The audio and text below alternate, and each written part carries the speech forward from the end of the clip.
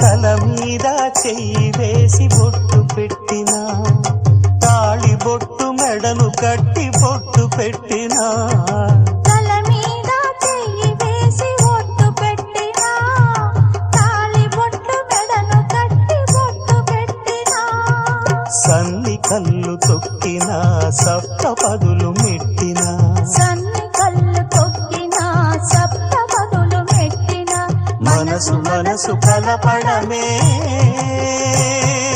మంత్రం పరమార్థం.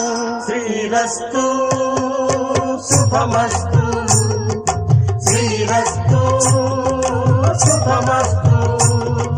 శ్రీకారం చుట్టుకుంది పెళ్లి పుస్తకం, ఇక ఆకారం దాచుతుంది కొత్త జీవితం.